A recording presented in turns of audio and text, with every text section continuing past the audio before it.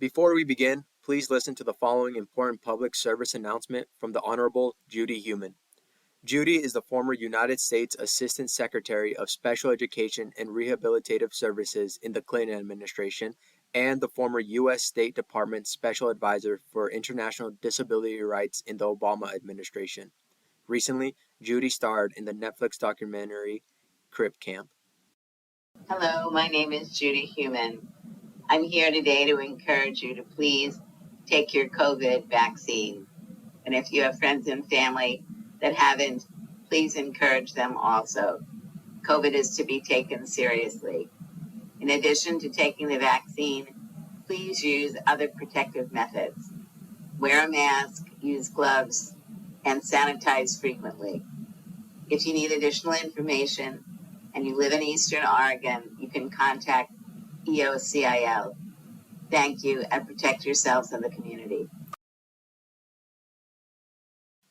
Welcome to Voices in Action, a podcast by Eastern Oregon Center for Independent Living, a global disability resource and advocacy center. I am your host, Amador Perez. Over the course of seasons 2 and 3, we will cover a variety of topics related to EOCIL's core priorities: disability actionable research, disability independent living community services, disability crisis and emergency response services, HIV prevention and harm reduction services, disability two-spirit and LGBTQIA plus advocacy and services, HIV community services, and disability water and food security services. We will be speaking to individuals with lived experience, leaders of global and local advocacy organizations, and people responsible for developing and implementing policies that affect our daily lives. And we will learn from each other along the way. Today, I will be speaking with Shawn Schneider regarding his lived experiences from drug addiction to being homeless to where he is today and the barriers he's overcome. I just want to thank you, Shawn, for taking the time out of your day to come out here and talk with me and share your experience. If you want to go ahead and introduce yourself and give us a little backstory of what it is that you've done, what it is that you do. My name's Shawn Schneider. I've done just about everything. I've done from construction to business management to flipping hamburgers to owning my own business. Other than that, I grew up here in town, and this town ain't the same that it used to be. Yeah. There's more. How do I say it? There's more politics than anything helping anybody. I moved back here from Ohio. I was out in Ohio where I went out there in 99 and came back in 2012. And this town the looks has gotten better, but the town itself has gotten worse. Okay. Some of the stuff that the city's come up with to disgrade individuals or just people struggling. Yeah. You know. Yeah, for sure. Yeah, because I know when I first started, like the first time I met you was over at the park by downtown Ontario. Morris Park. Morris Park, yeah. I met you there, and I met you and your wife, Stacy, right? But yeah, so I met you guys there, and you guys were one of the very first people that I met. Like, I didn't really know how to, like, approach people like you. Because you were a cop. Yeah, exactly. So Yeah. I remember you said when I first met you, like, I tried to act all comfortable and confident, and then you guys definitely picked up that I was still kind of timid to, like, talk. Oh, I can tell. But, yeah, so how was, like, I don't know, when you see someone like me approach you guys, like, what? It's like, oh no, what's this guy want? Is he going to come over here and say something? Is he going to ask us to leave? Is he a business owner? Does he work around here? You know, I mean, we were homeless. We were staying behind buildings, staying right on the sidewalk. We were staying right there in that gazebo, and depending on what officer was on duty, we can get away with it, or they would kick us out of there. You know, they'd come by with their spotlight and say, you know, park's closed, you guys have to leave, please. I mean, they were most of them were nice about it. Even the ordinance officer, Raina, he was totally cool about it. I mean, he's just doing his job. there's no matter what ordinance it is, he has to enforce whether he likes it or not.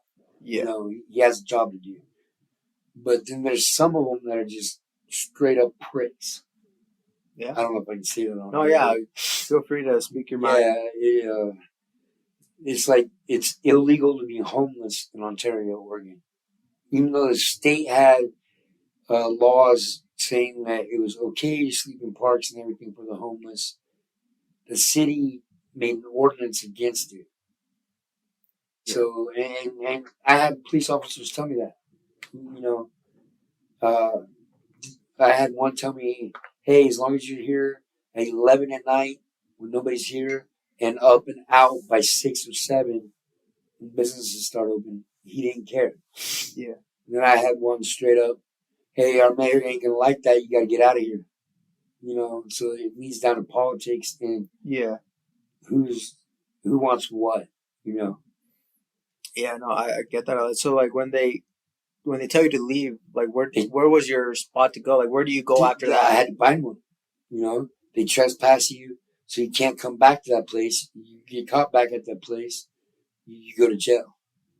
You know, and then you got free food. You know, I mean, then the county gets paid for you being in there. Yeah. You know, I mean, the county has an ordinance, the city has an ordinance. You know, and it just, yeah, it's difficult, right? And being in such a small rural town, they don't have shelters here. The closest shelter is Nampa or Boise, I believe. You know, they have family shelters, then they have women's shelters, and then they have just men's shelters. And it's first come, first serve.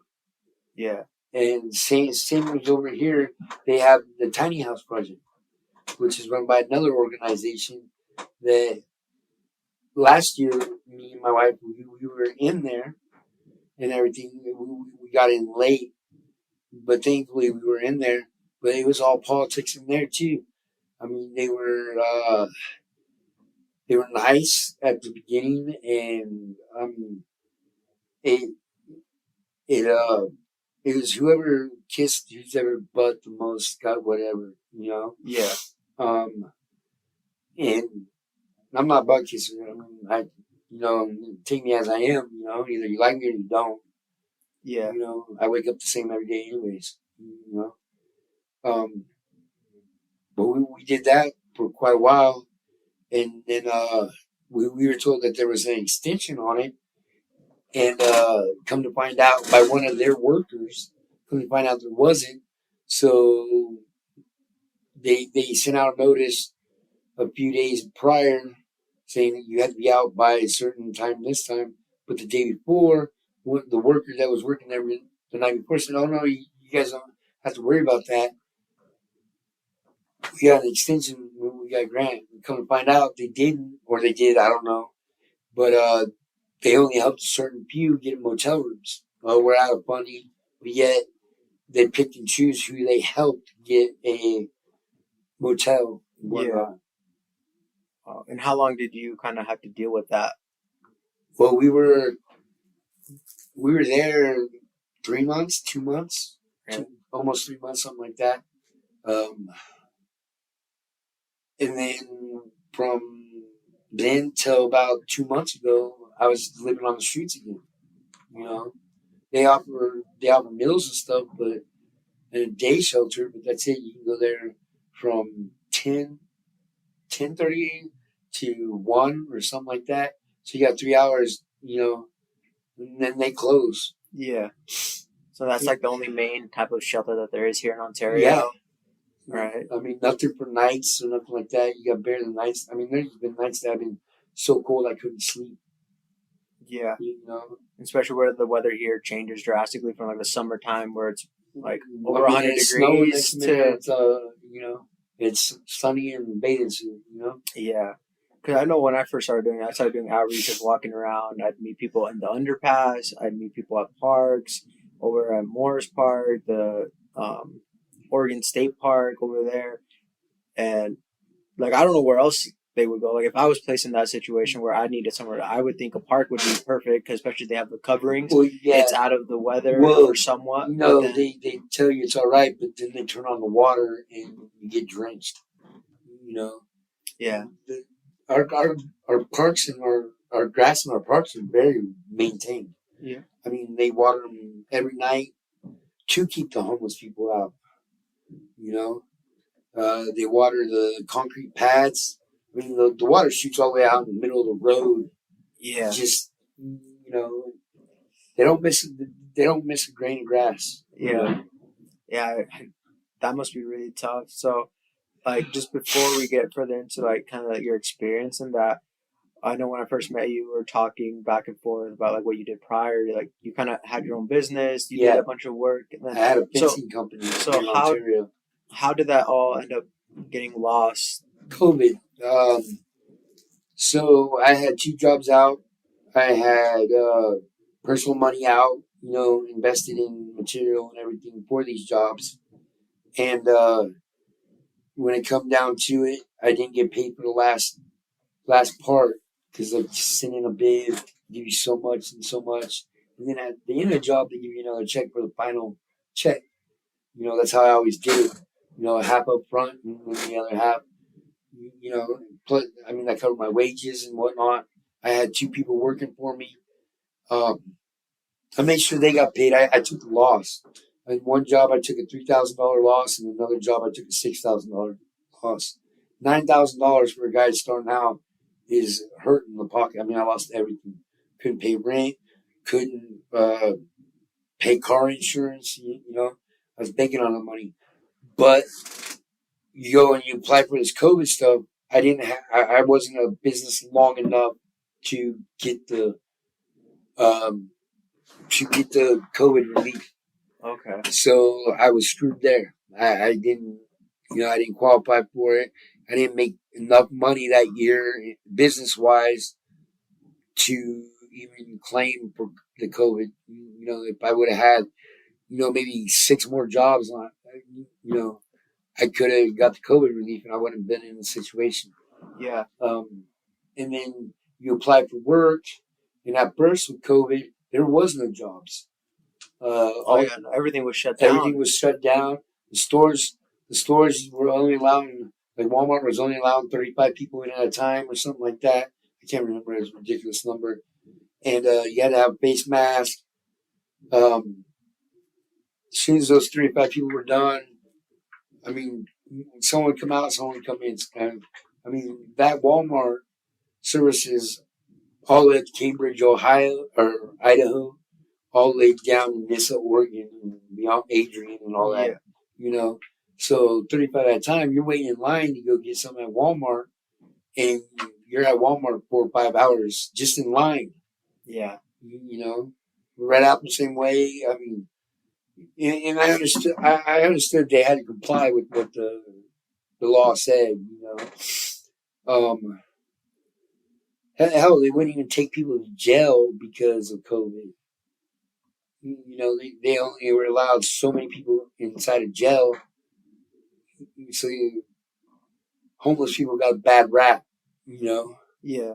I know a lot of homeless people that's never committed a crime. I mean, you have bad apples and you have your rip rap and everything, but you can't judge a book by its cover. You can't, just because you heard on the news this homeless guy last week robbed and stole and murdered this girl. Every homeless person is like that. That's the way people treat people. You know,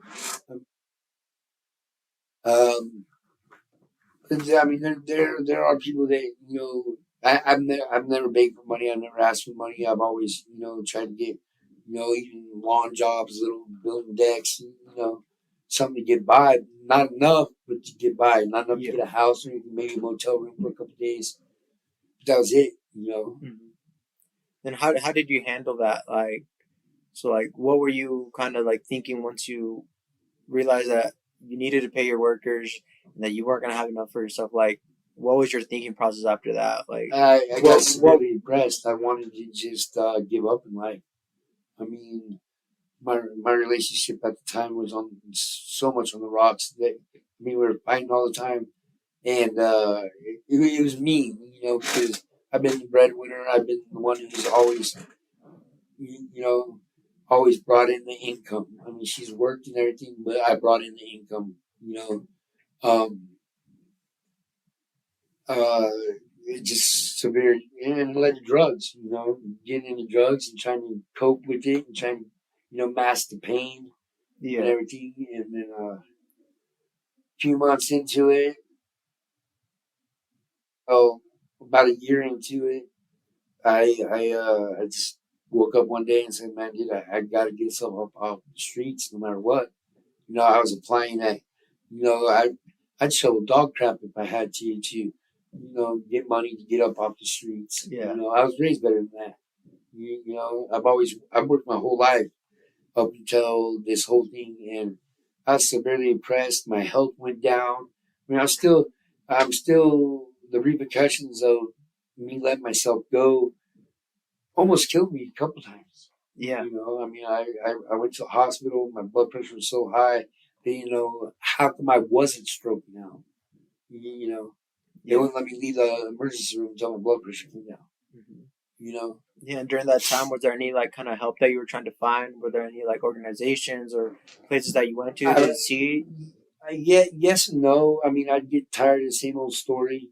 Yeah, we can help you, but it'll be 2 weeks out. So I'm sitting here thinking, you know, we don't have no kids with us. If we had kids, we would have been off the streets a long time ago. Yeah. But our kids are grown and not living with us and whatnot. They're stable. It just, we signed up for a bunch of housing. We were 34 people that signed up. And I get the mothers with the children and, the domestic violence and stuff like that. I get that totally. But people that signed up months after we did jumped ahead of us. We get a hold. It's always, well, you got to get a hold of your worker. Well, why can't she get back with me? I understand you guys are busy, but come on, that's your job. I mean, just let me know. Hey, you've been sick or you've been on maternity leave. Let me know what's up. Not just, oh, I have to call you back. I'm gonna call you back. Yeah. You're not that important. And I'm no better than anybody else. I mean, I would have gave up my spot for a lot of the people anyways. And we did at first with the tiny homes. We got a tiny home and there's a pregnant lady and everything. And it was summertime. I looked at my wife and I said, she's going to need this more than we are. So we stepped down, I mean, I mean,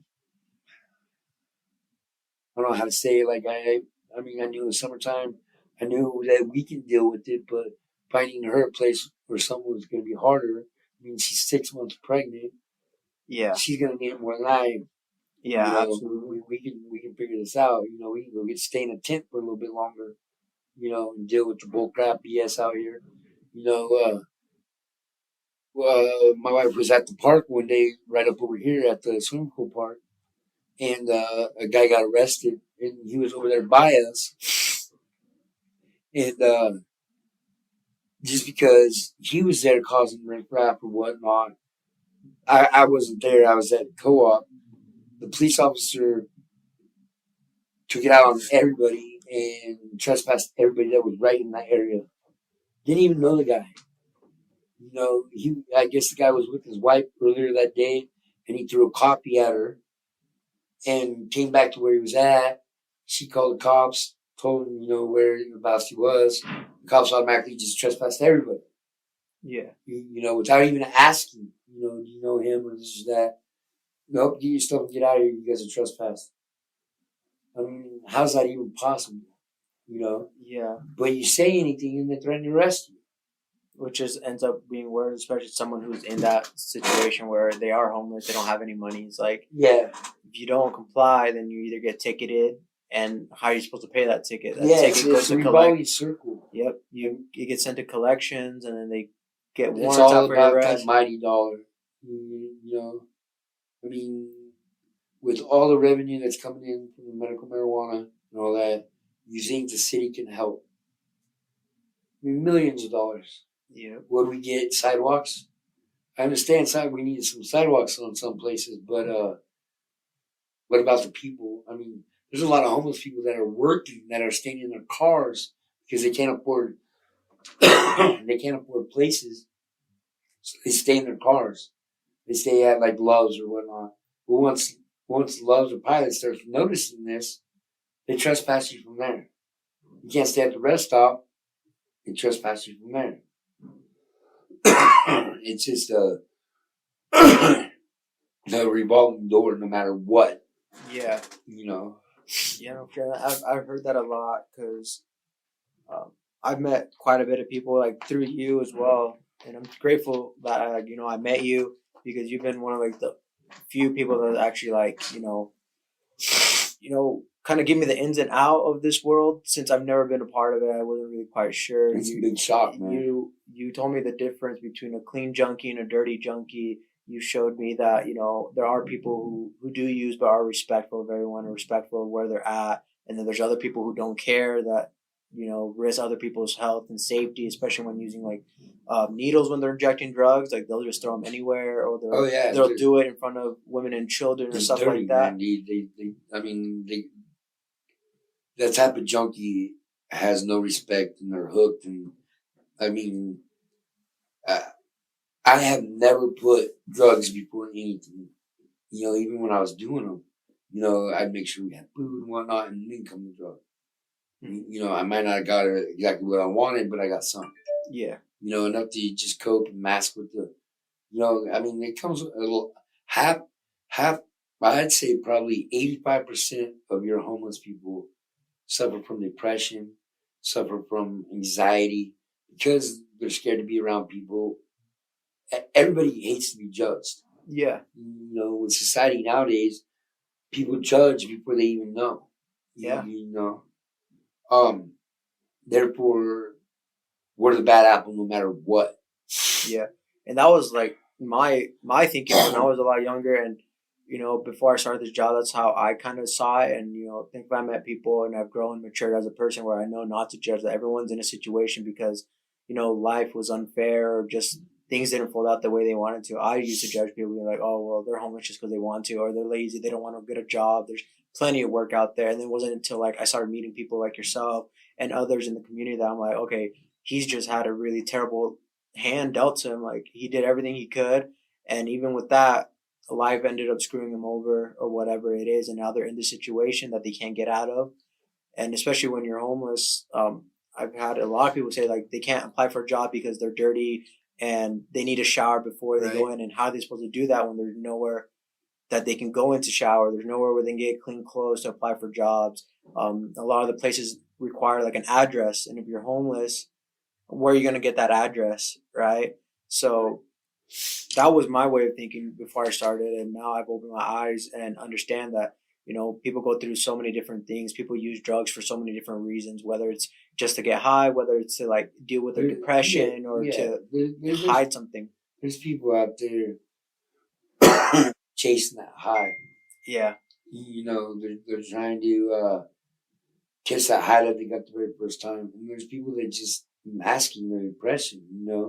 They can't deal with people unless they're high. Yeah. Whether it's marijuana, methamphetamines, heroin, fentanyl. Fentanyl's big in this town. There's people. I had a really good friend who went to rehab. He was clean 7-8 months. He didn't know how to cope with what was going on. There was some family issues that dealt with his child and his child's mother. He was doing good, and he relapsed. Yeah. Well, he thought he was getting meth and he got fentanyl. Shot it up and his mom found him. Now that child has no father, and he was a good guy. Yeah, he screwed up here and there, but you know what? If she needed a babysitter or whatnot, even when it wasn't his turn to watch the kid, he'd be there. He'd do whatever he had to do to get diapers, Yeah.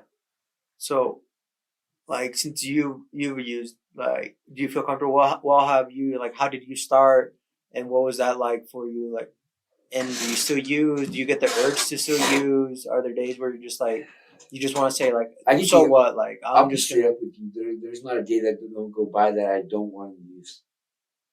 But I have to have the willpower and the strength, just the mental strength to know that if I go back to using, I'm gonna be back on the street, and I'm not gonna have nobody. If I go back on the street, I'm gonna be dead health wise. I got a lot of health problems. I got congestive heart failure. I was just born with this stuff. But I still work. I'm working now. I hurt, but I found other ways to cope with it. I got a really good boss that knows that if I'm hurting, he's gonna call somebody else in to cover me, and I'll just handle the easy part. Yeah. And there are good people out there like you. I mean, at first, yeah, you judged. I mean, I saw it in your eyes. You were scared to walk up to us. I mean, it was like you were almost like shivering, and it wasn't cold. You know what I mean? Yeah. And that's not. I was the same way. When I was on the other side of the grass, I was the same way, and it took me becoming that person to realize I'm not a bad person no matter what. If I have $1,000 in my pocket every day or 50 cents in my pocket, I'm that same person. But we have like TV or the news or this or that. They only want to talk about the negative part of homelessness. They don't talk about the part where the homeless guy saves a baby or saves a life or this or that. I mean, you might catch it every now and then for a good story, but you don't catch the part where we're fixing the park or whatnot, where it's been neglected so long that, hey, if this is gonna be my home, I'm gonna make it look like a home. You know what I mean? They put cameras in all the parks here. Every park here in Ontario has a camera. They say it's for crime, but I've known people that got robbed, beat up, whatever, in the parks, and they couldn't get the footage. But they can catch people sleeping in the park, and man, dude, it's like, oh, murder was the case that they gave them. You know what I mean? It's all hell. 4 or 5 cops come down, fucking, Yeah. If the city council and our mayor and everything would go out into their community that they represent and just get to know these people. I'm not saying all of them are going to be awesome. Yeah. But they won't. I mean, there's a couple police officers here in town that are awesome. They they're there to do their job. They're there to make sure everyone's safe. They don't judge you whether you're homeless or nothing. Hell, they come and brought food, brought dog food. You know what I mean? Yeah. We were out canning, and it was one night that we didn't get hardly any cans. The officer went to their personal house and bagged up a bunch of their own cans and gave it to them. Gave it to us. There's like $25, $30. That's a lot to a person out on the street. Yeah. They didn't have to do that. Yeah. And they did it out of because they're human too. Yeah, they wear badges, but they're human too. They're not all gun up. A lot of these new cops and whatnot, there's a few that are cool as hell.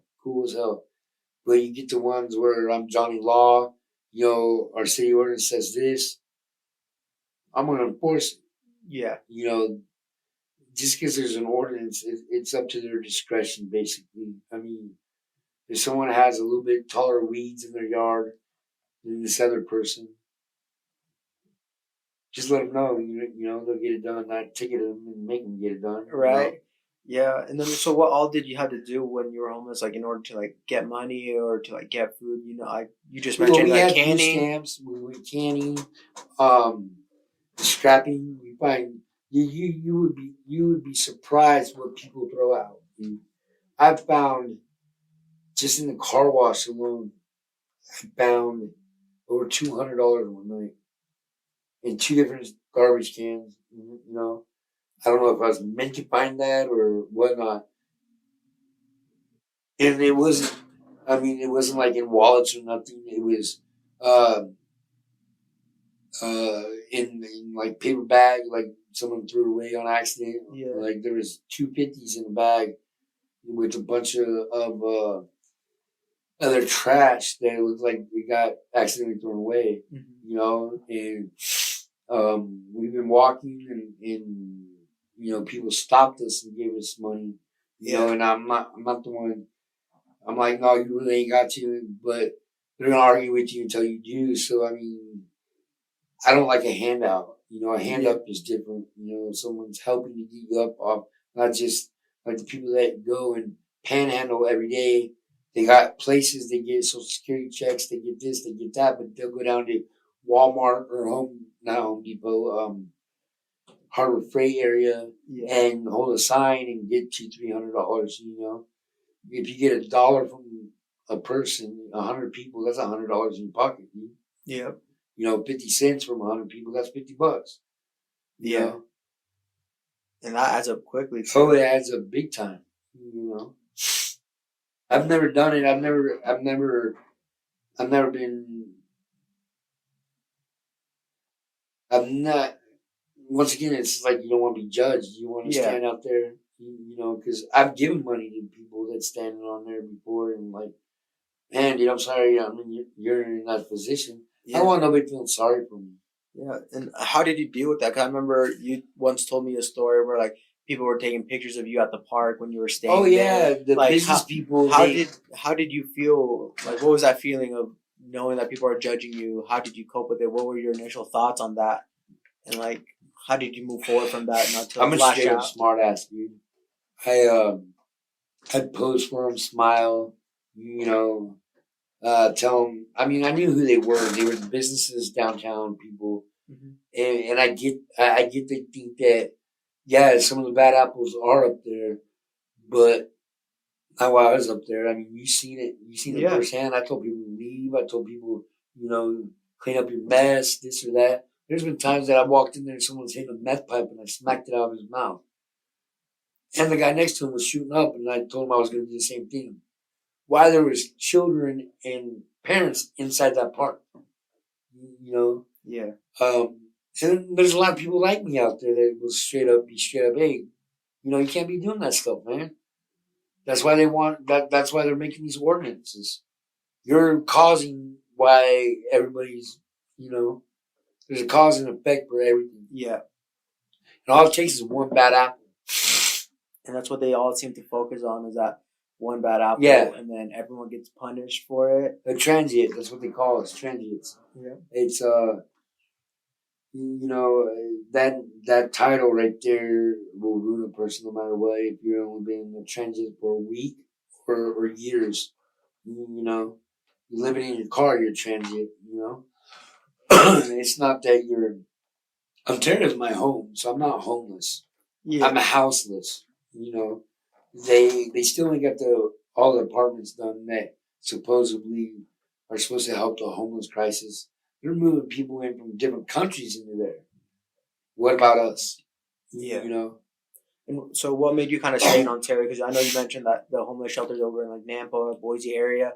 Like what makes you stay in Ontario? Is it just because it's your home, or it's my home? It's the only thing I know. I don't I don't know a whole lot of people over there. I don't know. I couldn't survive there like I survived here. Yeah.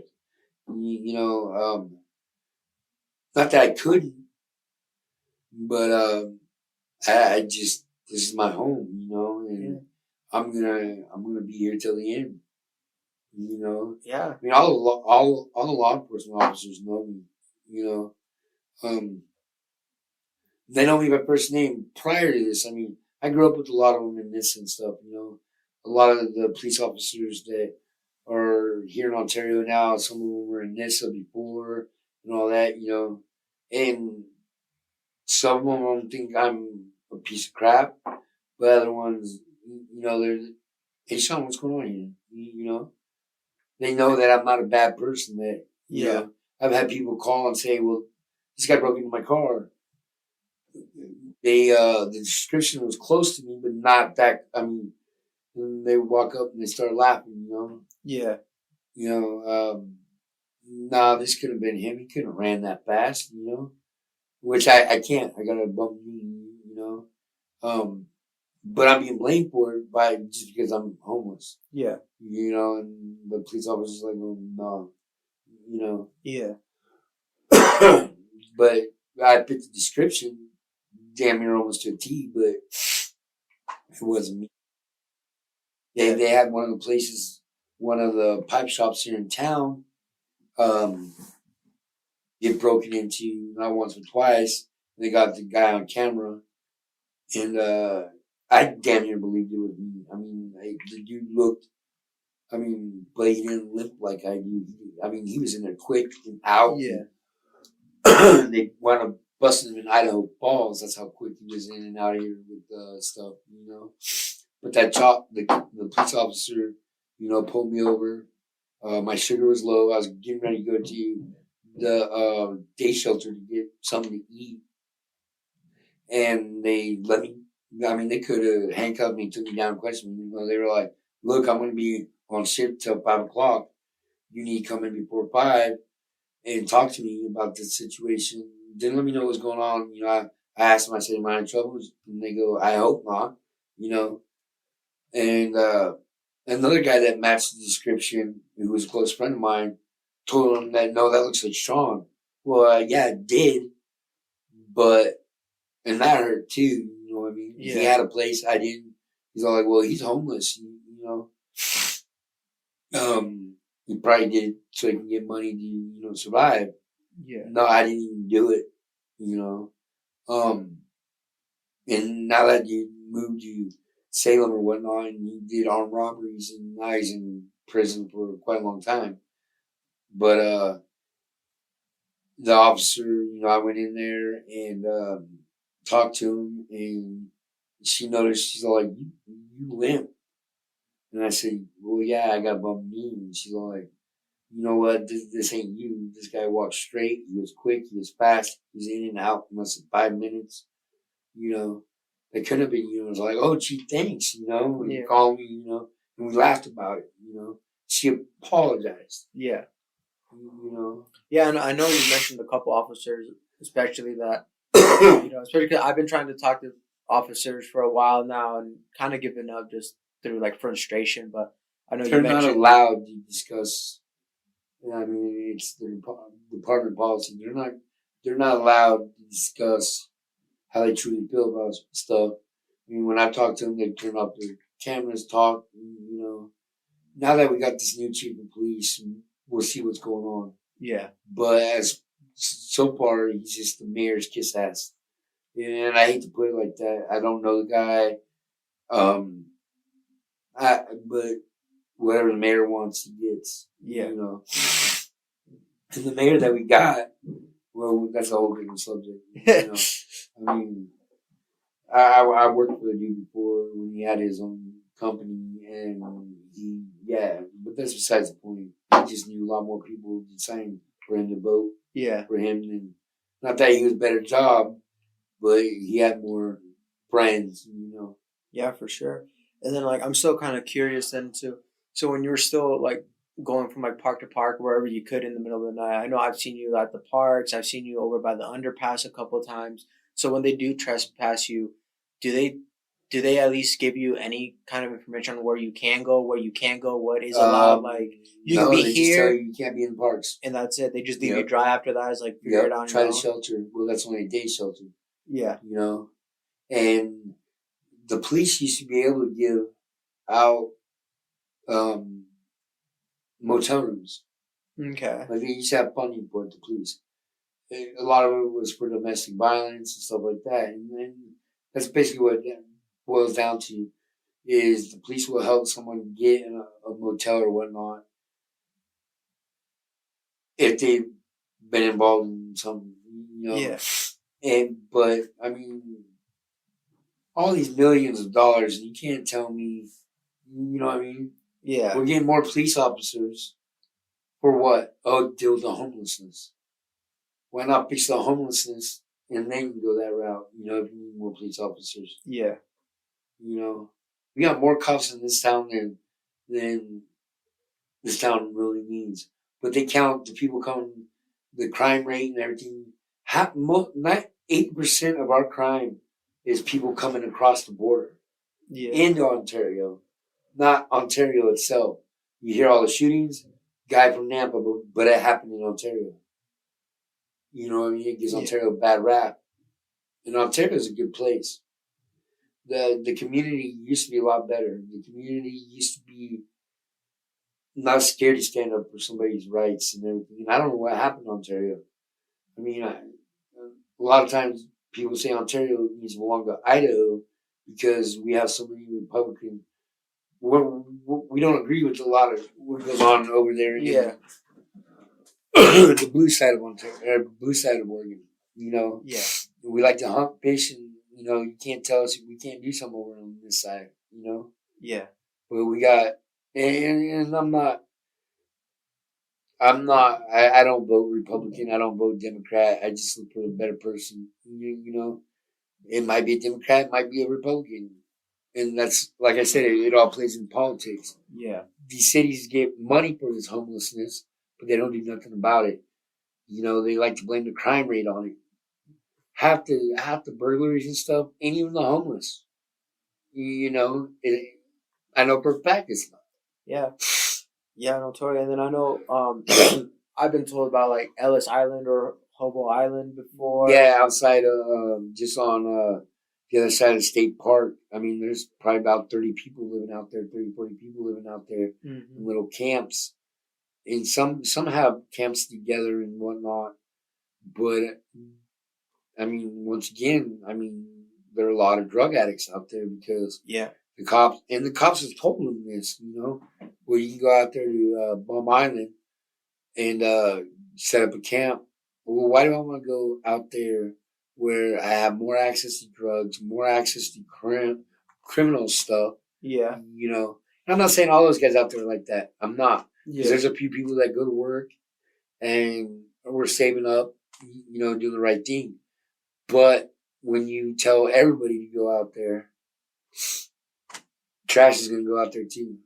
Yeah. Because I know I've been wanting to go out there, and you were one of the people that kind of advised me not to go out there, especially for like my own safety and stuff like that, because they just throw everyone out there. Yeah. Because it's kind of like no man's land out there. They could do whatever they want. No one's gonna They go sent in. a registered sex offender out there who's living out there. This guy was bad news. Bad news.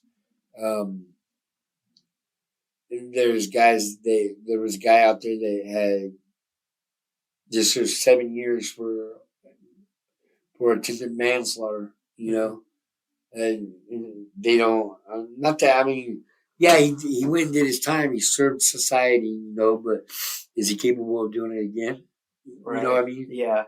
And I know these people, and they know me just from on the streets, I don't got no problems with them, but someone as green as you, no offense. Yeah, no, none taken. I understand my role. You're going to go out there asking questions, and they're going to get up on guard and be like, what the hell are you here for? Yeah, I know, and I know I've been in that situation a couple of times when I'd go out and set up for my needle exchange at a park.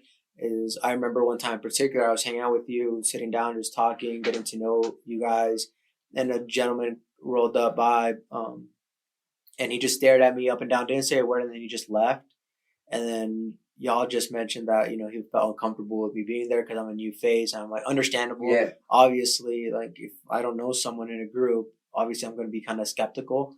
But, yeah, like, and I felt, like, really thankful that you were able to give me that, advice saying, like, don't go out there by yourself. Be wary of the people that are out there. And I just find it kind of wrong that, the officers would just throw people over there or send people that way and not do anything about it rather than fixing it. They're just saying, do what you want to do, go out there where it's out of the public's view. Yeah, the public can't see it, so it's under control. And it's not. Those camps out there are getting bigger and bigger, And what happens when a bunch of drug addicts and everything, recovered or not, get around each other? Yeah. There's going to be a lot of drugs.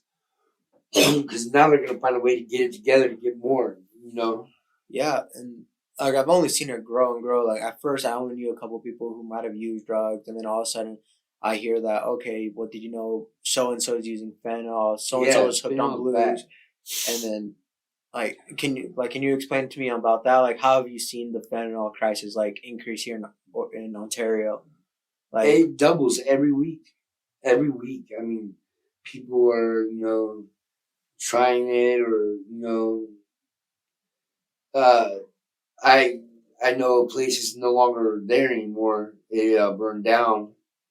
But you go up there and use the bathroom or whatnot, and you find people just in there and wouldn't let anybody in the bathroom because they're in there smoking fentanyl or slamming it or whatever, smoking meth, whatever. To each his own. Nothing. I mean, an addict's an addict. Maybe he likes cocaine. Maybe he likes meth. Maybe there's no difference. No drug is different. You're still an addict, but you're a worse drug addict now that you're using fentanyl than if you're using meth. That's just because it's really addictive. It's a lot harder to get before off. that, it was heroin. Heroin's been bumped out of this area, and fentanyl's been brought in, and that's what's being pushed. That's what they want to make money off. Yeah. And I remember back in the 90s, it was brick marijuana. If you smoke marijuana, you were the dirtiest person in the world. Now we got shops in Ontario that sell it. On every corner. Yeah, my dad is a 2-time convicted drug dealer because he sold pot. And now you can go, I mean, you just gotta be 21. Yeah. But he's a felon because of it.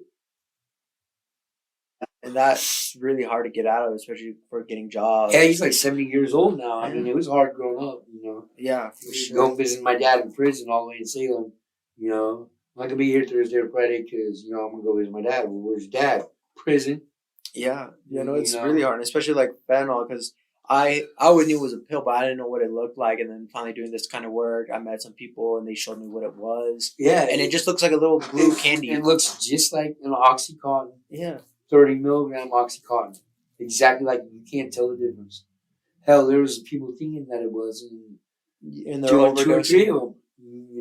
Yeah, and then I know I've gone through so much Narcan here because I usually give that out whenever I'm at like a needle exchange, or I always carry it on me when I'm doing outreach, and I'll just offer that. I got you, but yeah, so I hand it out all the time, everywhere, and it like. I feel good and bad at the same time when I hear someone say like, "Oh, I used the Narcan you gave on me," or someone used it on me. I feel good because I'm talking to them again, but I feel bad that that they went through that. That we both tried to help. Yeah, we know person. I'm not gonna mention their names. You know who I'm talking about. Yep. I love this dude like he's my little brother, but I had to distance myself because I know he's gonna wind up dead, and I know I'm gonna if I'm that close to him and lose him, I'm gonna relapse, and I'm gonna be no better than him. Yeah, and I had to push him away, and my wife saw him just last week at Bottle Drop, and she's wanted, if they say hi or whatnot, she'll socialize with him back. Me, I straight up ignore him. I'd be the biggest dick in the world, but then. Yeah, but it's also because I'm not gonna let my guard down. I can't do that. I can't go back to the old me. And that's the hard part, especially seeing people. I'm trying to go back to the old me, the good old me, the one. I was a functioning drug addict. I paid my bills. I was the type you couldn't tell that was a drug addict. I guess it was socializing drug addict. Yeah. The only time I ever drank is at a bar. I didn't drink at home, so I'm not an alcoholic, right? Bullshit. I was at that bar every day, though, but I don't drink at the bar. See what I'm saying? Yeah. I only did drugs with friends. Never at home, just with friends. So I'm not an addict. I just socialize. It's whatever you got to tell yourself to get through the night. Yeah. You know what I mean? That's where I'm going. I know people I know a guy that worked for the city that would shoot up heroin. I did him heroin. He doesn't work for the city no more. And he went to rehab and he works for another city. But I mean, dude, he paid out. He didn't care what the price was. So I'm going to get my fix and his fix off his dollar. You know what I mean? I know ex-judges. It's everywhere. Yeah, and it's in people that you don't expect it. And exactly.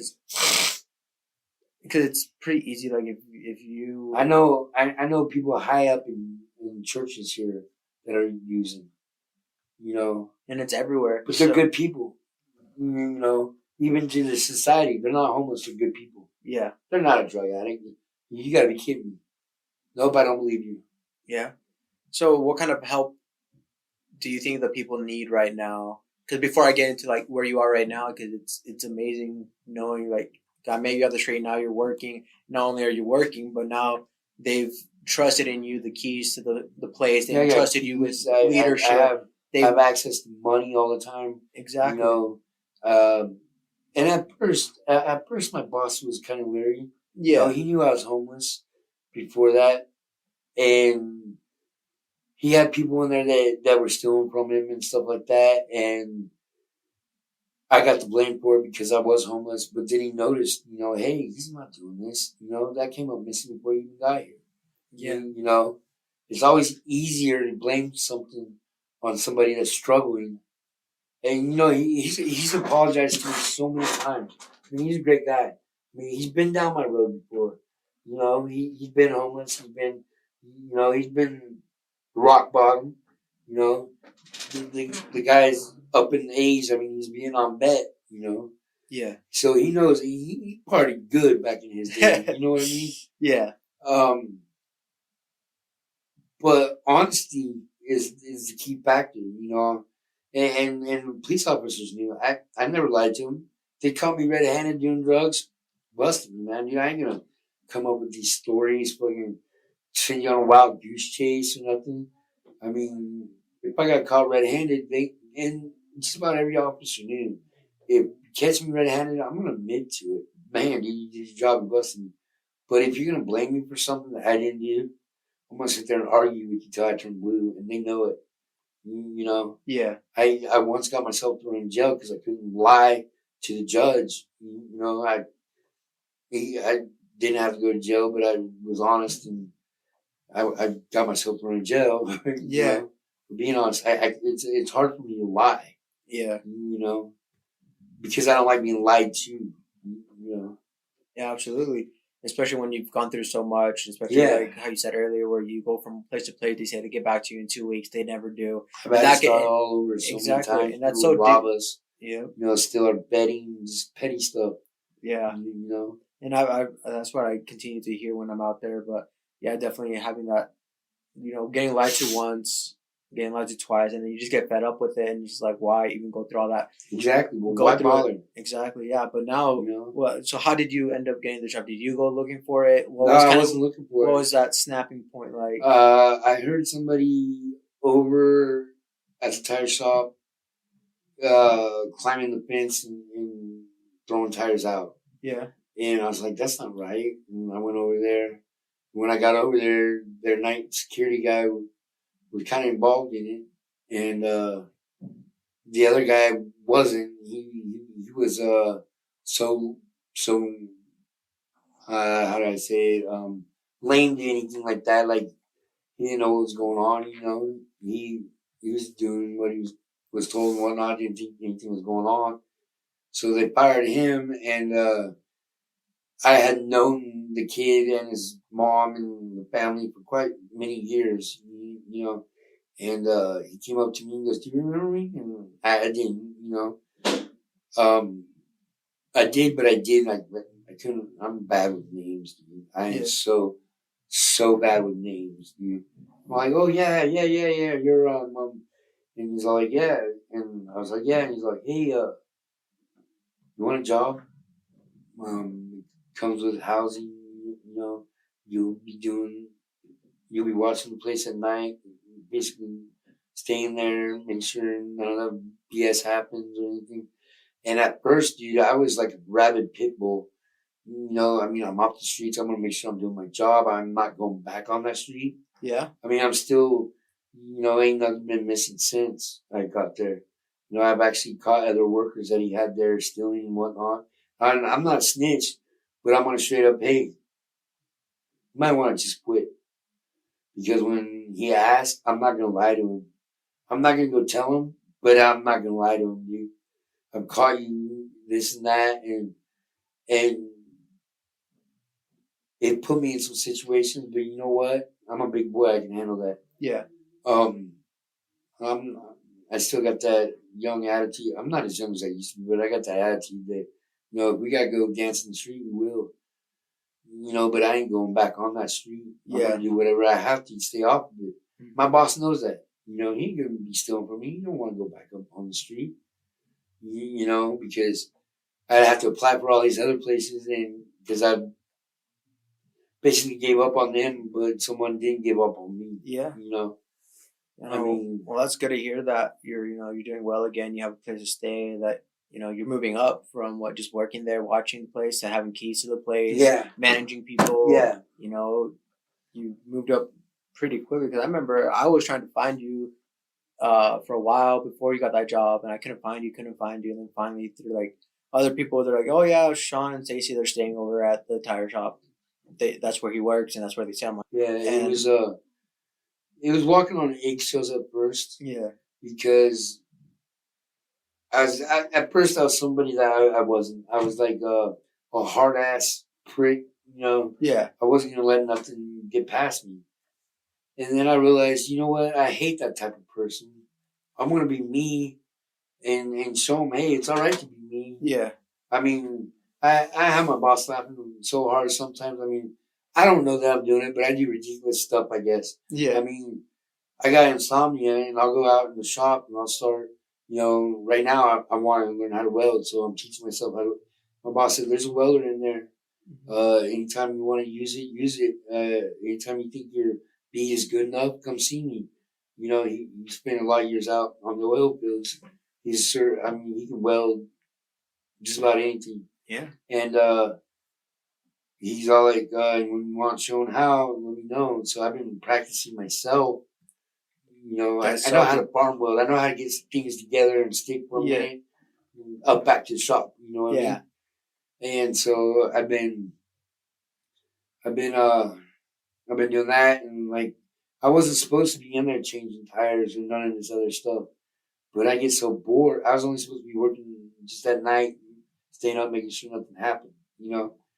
But then I started watching videos on the tire machine, the balance machine, and this and that, and teaching myself at night. I mean, you watch on the videos, I take old tires that are baller than a baby's butt, but are still on rims, and I taught myself how to use that machine. I taught myself, little tricks and whatnot. And then next thing you know, I'm in there changing tires, getting more money. You know what I mean? Yeah. And then one day I was sleeping. He had a family emergency, and we were busy. And he said, "Hey, can you come out here and talk to me?" And he said, "Hey, can you use that silver tongue of yours and sell some tires?" Well, I sold a bunch of tires that day. And he told me the prices that he wanted for them. And I had a little bit of wiggle room, whatnot, and it just went from there. So he was there every day from open to close to, hey, I gotta run errands, hey, I ain't gonna be back, I'll get the money from him tomorrow, to, hey, I don't think I'm gonna make it in. All right, man, you click, Yeah. And he gave you. It's just amazing, And how has it been? So, when you first started that transition of getting, having a job again, was it difficult? It feels awesome. Or have you gotten used to it now? Or is that something that you needed for yourself? At first, I ain't gonna lie, my body felt like, oh man, what the hell are you doing? Yeah.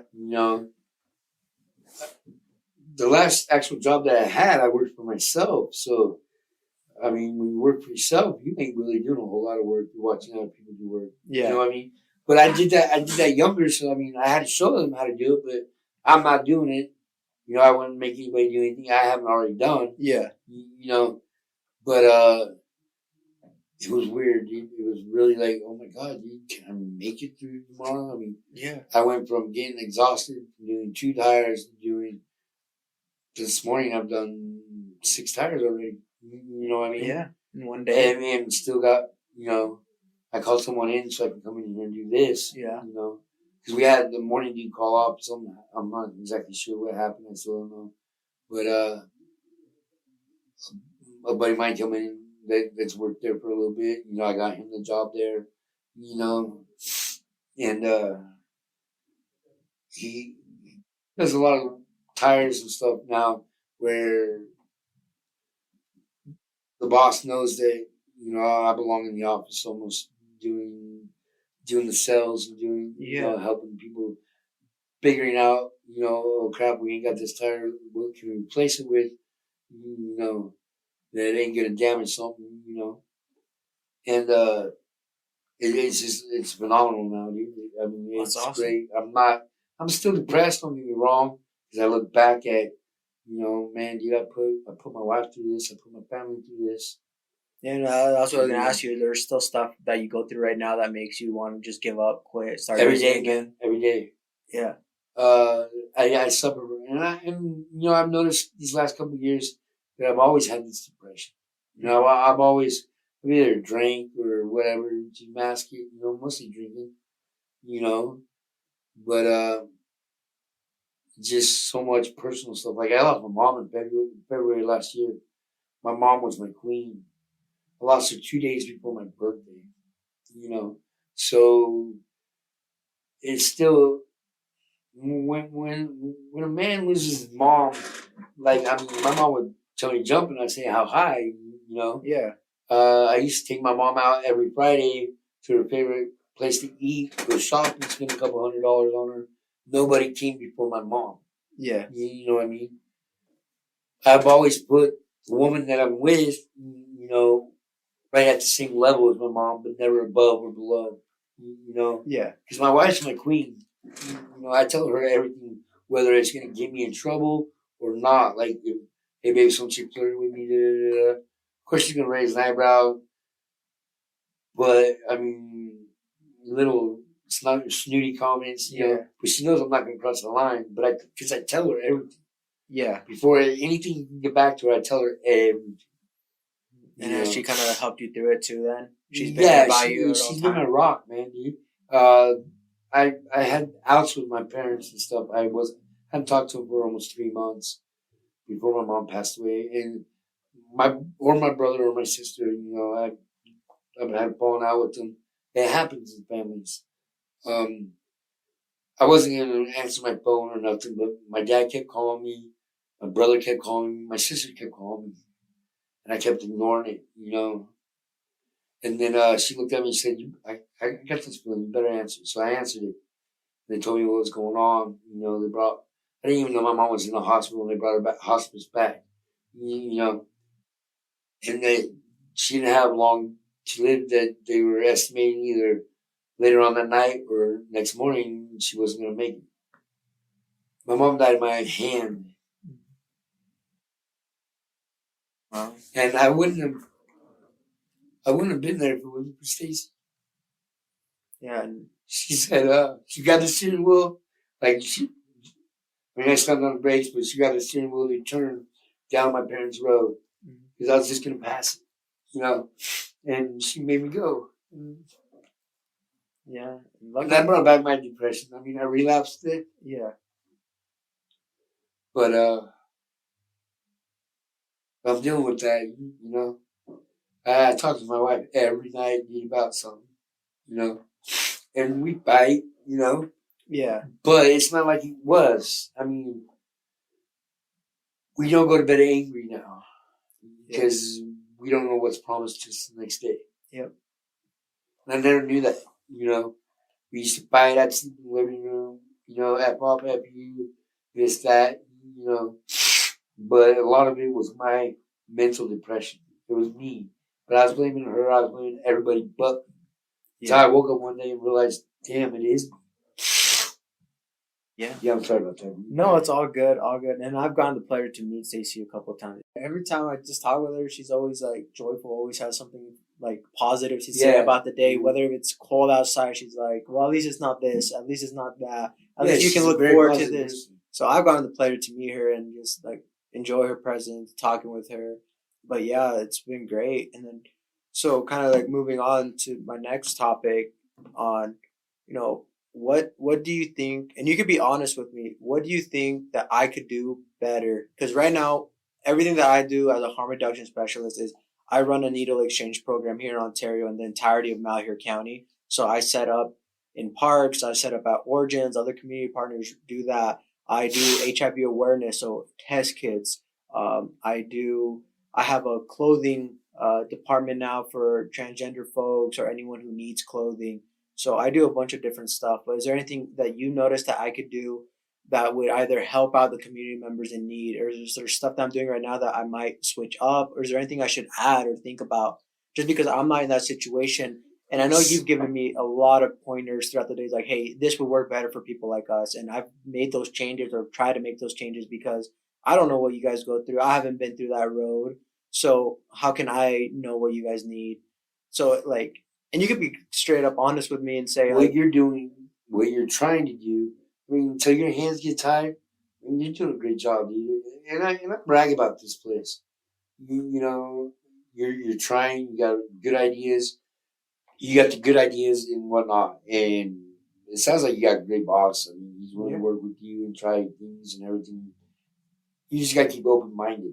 You know, yeah, I mean, it's hard for you because you've never been in those shoes. You yeah, know, if you can go 1 or 2 days and live out there on the streets, you would understand more. You yeah, know what I mean? Because everybody has their own story, yeah, but a lot of the story revolves around the same thing: mental depression. I don't know if it's the water in this town or something, but a lot of people's bipolar has bipolar. You know what I mean? yeah, And they just don't have. I mean, if people were to get the mental help and get over the depression, they wouldn't be homeless. They're yeah, thinking that's the only route they got because that's all they've been told.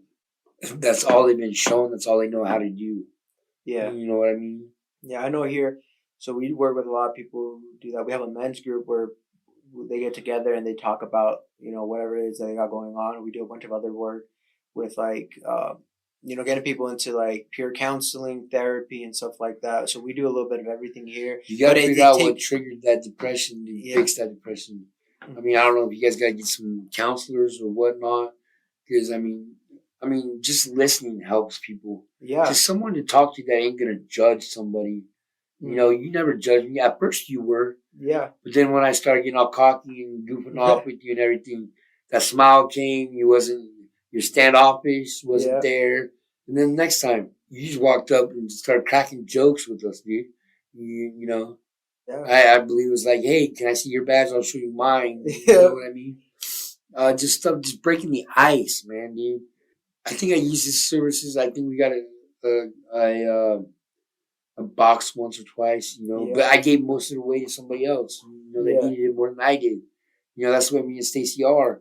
I mean, she cooks for an army, dude. Even now, dude, I have people coming over, hey, I'm hungry.